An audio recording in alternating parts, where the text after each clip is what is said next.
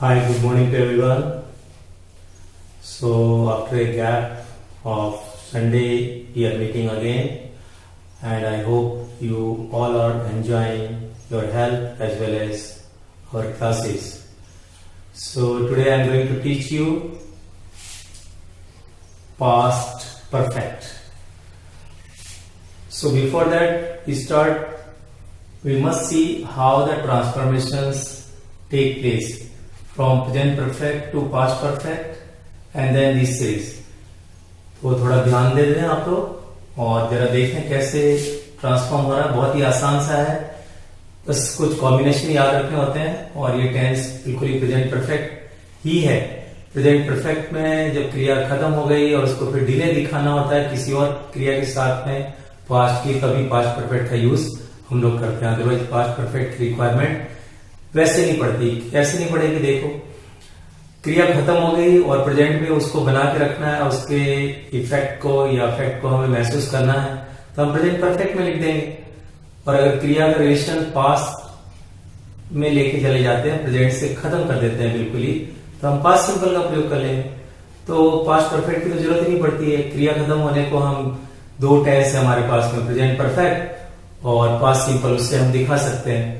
So there is no issue that we should use. लेकिन इसको use करने के लिए विशेष वो बना दिया गया है conditions.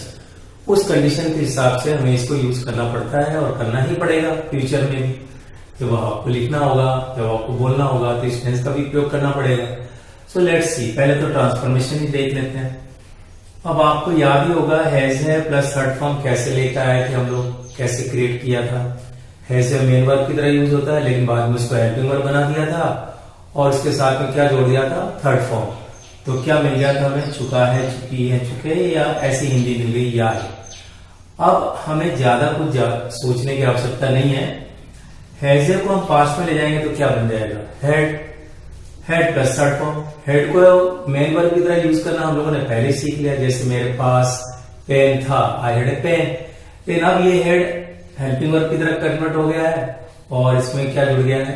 Third form main verb की तरह। तो ये तो हो गया transformation right from present perfect to past perfect. I hope it's clear to you all.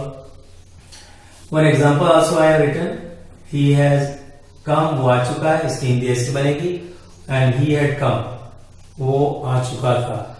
लेकिन मैंने आपको क्या कहा कि ये टेंस जनरली अकेले यूज नहीं होता। जनरली करने का आप कर सकते हो, बट जनरली इसका यूज हम अकेले नहीं करते, कॉम्बिनेशन में यूज होता है। कैसे होता है वो देखेंगे। उससे पहले हमें क्या देखना है कि पास्ट सिंपल की सीरीज हम कर लेते हैं कंप्लीट। जैसे प्रेजेंट के क्या किया था? प्रेजेंट सिंपल, प्रेजेंट कंटिन्यूअस और प्रेजेंट परफेक्ट। अब हम ये सीरीज कंप्लीट कर रहे हैं, पास्ट सिंपल, पास्ट कंटिन्यूअस और पास्ट परफेक्ट। प्रेजेंट सिंपल में वर्ब फर्स्ट फॉर्म आता था, प्रेजेंट कंटिन्यूअस में इज़ार में आईएनजी आता था, प्रेजेंट परफेक्ट में हैज थर्ड फॉर्म आता था। अब उससे आगे चलेंगे तो वो सीरीज बनेगी। Second form past simple, verb first form plus ING, past continuous, and had plus third form past perfect. अब इस सीरीज को देखते हैं कैसे हम लिखते हैं या कैसे हमें ये हेल्प करेगा। एक पैटर्न बन जाता है। ही वेंट, वो गया, वो जा रहा था, ही वॉज गोइंग, वो जा चुका था, ही हैड गॉन। तो आई होप ये दोनों ट्रांसफॉर्मेशन आपको समझ में आ गया होगा। अब चले आगे। पास्ट परफेक्ट एक्चुअली किसके लिए चाहिए? What is the need of past perfect? तो उसको जानना बहुत जरूरी, बिकॉज तभी हम पास्ट परफेक्ट का सही यूज कर पाएंगे लाइफ में, अन्यथा नहीं कर पाएंगे। और एग्जामिनेशन पॉइंट ऑफ व्यू से अगर मैं कहूँ, it's very important. One question is damn sure it is going to come in any of the examination, right from 7th, 8th, 9th, 10th, 11th, whatever may be the case. Now see the purpose. What I have written is so simple to understand. Just see. This tense is generally used. इस tense का सामान्यतः प्रयोग होता है when two actions of the past, जब दो क्रियाएं past की हो, दोनों क्रियाएं पास्ट की होनी चाहिए, टेक प्लेस होते हैं, वन बिफोर और आफ्टर, या तो एक के पहले एक होता है या एक के बाद एक होता है, another action। तो ये टेंस का प्रयोग करना पड़ेगा। कौन से का? पास्ट परफेक्ट का। मैंने एक ब्रैकेट में डाला है नोट, वो बहुत इंपॉर्टेंट है आपको समझने के लिए। There must be some delay between the two actions. जो पास्ट की क्रिया हो रही है दो, उनके बीच में कुछ ना कुछ डिले होना चाहिए। डिले का मतलब देरी होनी चाहिए। और देरी को कैसे दिखाते हैं, बिफोर और आफ्टर से। यही देरी दिखाने के लिए दो प्रेपोजिशन है जो यहाँ टाइम के एडवर्ब्स की तरह यूज होता है। क्लियर हो गया वो आपको? बहुत इंपॉर्टेंट है। सॉरी, डॉक्टर के आने से पहले मरीज मर चुका था। डिले दिखाई दे रहा है, डॉक्टर साहब पहुंचे ही नहीं टाइम से, मरीज 9-11 ऊपर चले गए। तो ये डिले किससे दिखाया गया? पहले से। अब ये तो हिंदी में ऐसा लिखा हुआ है, हिंदी में जो पहचान है वो भी यहां फेल हो जाती है, ज्यादा कुछ काम नहीं करती है। आपको जो याद रखना है वो ये इंपॉर्टेंट पॉइंट है कि कोई भी हो, पहले हो या बाद में हो, डॉक्टर के आने के बाद मरीज मर चुका था, ऐसा भी हो सकता है ना। इसलिए हिंदी में गड़बड़ हो जाएगी। Again I am telling, don't go with Hindi, go with actions. जो एक्शन पहले होगा, एक्शन नंबर 1 जिसको बोला जाएगा, जिसको हम बोलेंगे क्रिया पहले हुई, is always written in past perfect. यही याद रखना है, यही मंत्र है इस टेंस का कि जब दो कॉम्बिनेशन आ रहे हैं पास्ट के, क्रिया एक के बाद एक, एक के पहले एक हुई है, तो उसमें एक्शन नंबर 1 कौन सा है उसको आप डिटेक्ट कर लें, उसको फाइंड आउट कर लें और उसको लिखना होगा आपको पास्ट परफेक्ट में। आई होप इट्स क्लियर। जो क्रिया दूसरी होगी नंबर 2, उसको हमेशा ही पास्ट सिंपल में हमें लिखना होगा। ये भी क्लियर हो गया होगा। अगर आप यहाँ पे देखो हिंदी, डॉक्टर के आने से पहले मरीज मर चुका था, तो इसमें मरीज मरने की घटना पहले हो गई, इसलिए इस एक्शन को हम पास्ट परफेक्ट में लिखेंगे और डॉक्टर के आने का एक्शन बाद में हुआ था, इसको हम पास्ट सिंपल में लिखेंगे। लेकिन कैसे लिखेंगे उसके लिए हमें कॉम्बिनेशन चाहिए। विदाउट कॉम्बिनेशन नहीं लिखा जा सकता ये। So already I written combination here, just check.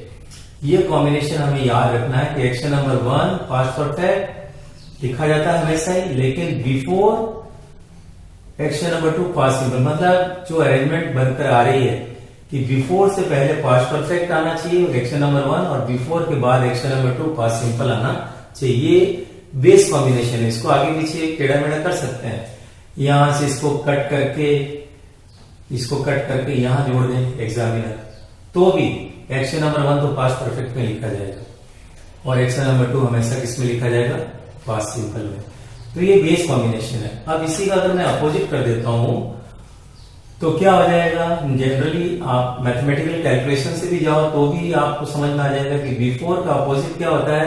After. तो नेचुरली ये एक्शन नंबर 2 इधर आ जाएगा और एक्शन नंबर 1 इधर चला जाएगा। बट एक्शन नंबर 1 हमेशा ही पास्ट परफेक्ट में लिखा जाएगा और एक्शन नंबर 2 हमेशा ही पास्ट सिंपल में लिखा जाएगा। ये आपको याद रखना है। You have to remember this particular 2 things. अब ये वाला जो मैंने हिंदी लिखा था उसका एग्जाम्पल मैंने यहां लिखा है, the patient had died before the doctor reached. देख लो, जो घटना थी रोगी के मर जाने की वो पहले थी, तो इसलिए ये पास्ट परफेक्ट में लिखा गया और बिफोर से पहले लिखा गया और उसके बाद पास्ट सिंपल लिखा गया। फिलिंग द ब्लैंक्स इसी का बना देंगे, यहाँ पे ब्लैंक कर देंगे, यहाँ भरा हुआ होगा। तो आपको देखना है कि यहाँ सेकंड फॉर्म दिया हुआ है तो यहाँ हेड प्लस थर्ड फॉर्म भरा जाएगा। और अगर ये यहाँ पे हेड प्लस थर्ड फॉर्म लिख के दे दे किसी भी टेंस, किसी भी सेंटेंस में, सॉरी, तो यहाँ पे सेकंड फॉर्म आएगा, मतलब वाइस वर्सा। ये भरा हुआ है तो ये भरना है और ये भरा हुआ है ये भरना है। कई बार दोनों ही खाली होते हैं, फिर कॉम्बिनेशन हम देखते हैं कि कौन सा दोनों बैठ रहा है, पास्ट परफेक्ट पास्ट सिंपल का, उसके हिसाब से एग्जाम में भरना पड़ता है। दूसरा देखो जो ये वाला है वह मैंने यूज नहीं किया, फिर भी खाना खाने के बाद वह स्कूल चला गया था, मतलब वह दोनों के लिए।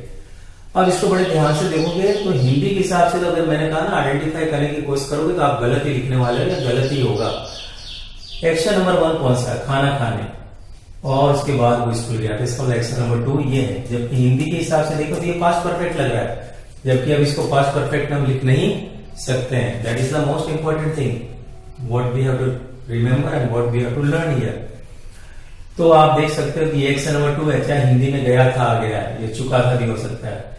लिखने के लिए अब आफ्टर है तो ये कॉम्बिनेशन यूज करना पड़ेगा। तो इस कॉम्बिनेशन में क्या है? एक्शन नंबर 2 पास्ट सिंपल, तो पास्ट सिंपल के हिसाब से लिख देंगे he went school after he had taken meal, और ये हो जाएगा एक्शन नंबर 1। तो इस प्रकार से ये आपके लिए मोस्ट इंपॉर्टेंट है, दोनों कॉम्बिनेशंस जो आपको याद रखना है। अगर ये याद नहीं रख पाओगे तो फिर गड़बड़ कर पाओगे एग्जाम में। सिंस फॉर का प्रयोग इस टेंस में भी हो सकता है। कैसे होगा? बी की फॉर्म के साथ ही होगा, और बी की फॉर्म के साथ होगा तो हैड भी लिखा जाएगा उसके लिए, वैसा जैसा प्रेजेंट परफेक्ट में हम लोगों ने किया था। तो मैंने आइडिया दे दिया, फिर जब प्रैक्टिस करेंगे लाइव क्लास के अंदर तो मैं आपको और बताऊंगा।